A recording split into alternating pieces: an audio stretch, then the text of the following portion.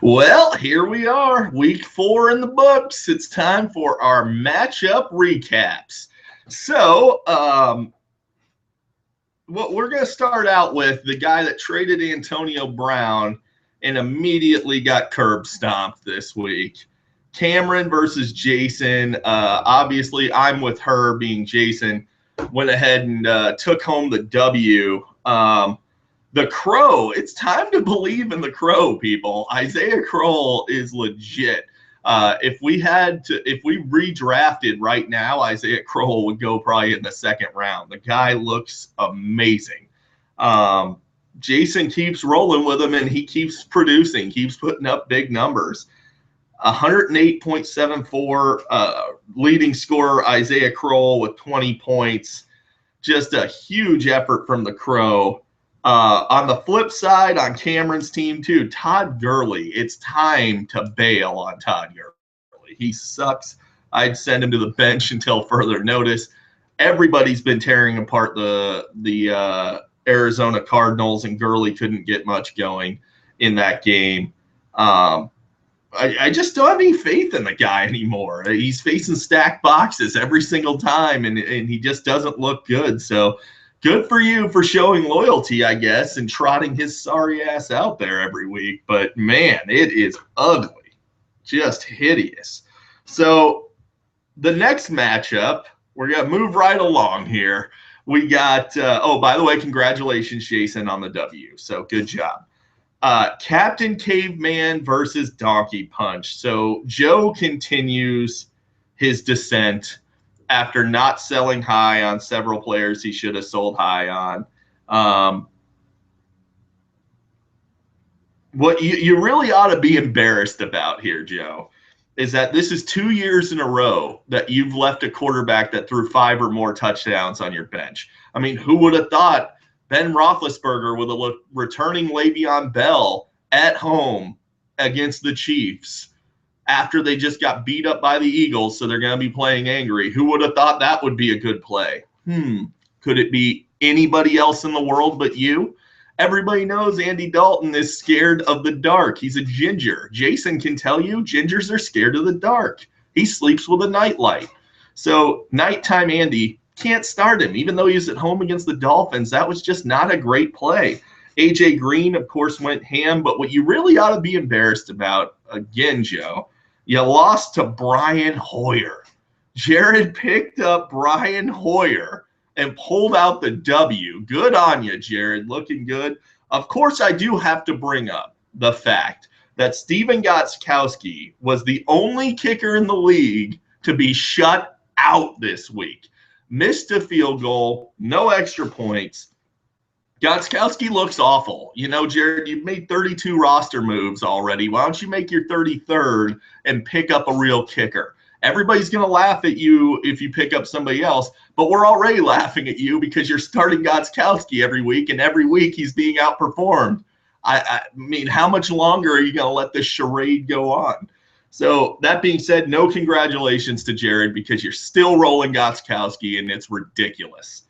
So next we have John's great team versus Cheesehead. So John pulling out the upset over our former first place team, which is Tony. Tony's downfall is inevitable every year because he never sells high on players. He never actively looks to get better. He falls in love with his players, and he thinks that they're the greatest thing in the world. So, by the way, you're going to lose this week too, Tony. But really surprisingly strong efforts from Brandon Marshall and Emmanuel Sanders for John. But I got to give you props on DeMarco Murray. That guy is awesome. He looks fantastic this year. He looks a lot like Cowboys DeMarco Murray and not like Philadelphia Eagles DeMarco Murray.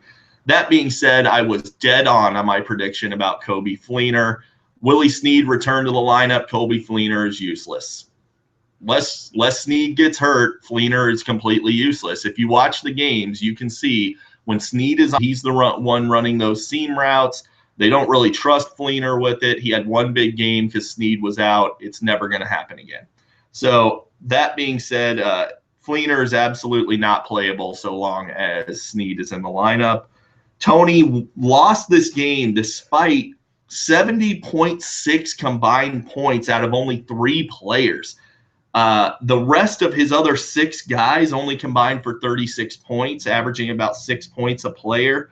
You just can't win that way. You put up 106 points, but you're not going to continue to get 30-plus point efforts every week out of random players. It's just not going to happen. So really don't view Tony as much of a threat moving forward because, like I said, his team will continue to get worse. Congratulations, John, on pulling out the upset and getting the W. Kneel before Zod versus Suicide Squad in what was undoubtedly the toilet bowl matchup of the week. Man, Matt Forte is bad. He is awful. He absolutely, even the first 2 weeks where he put up good numbers, he absolutely did not pass the eyeball test. If you're thinking about trading for him, you're an idiot. Just let him rot away on Steve's team. That's just what it is. Steve was asking way too much for him after that ridiculous 3-touchdown game he had in week 2, and now he's stuck with him because he was unreasonable. Blake Bortles predictably shredded the Colts defense. Surprise, surprise. David Johnson, even in a down game, 10.4 points. Great game for David Johnson. He's going to do well every single week. And Kyle Rudolph looks like the real deal, so that's going to be a problem. Chris, really, his team's going to look a little different in a couple weeks and gets a little healthier. So, you just got to ride it out and hopefully, at least with Devontae Freeman looking good, at least you got your second-round pick back there. I do have to question you, though, on why you're hanging on to the Houston defense without J.J. Watt. You're allowed to pick up somebody else, right? J.J. Watt is out for the year. He's their entire defense. So if you want to continue to roll with him, you go ahead, but I really don't see the logic in it. So moving on to the last matchup.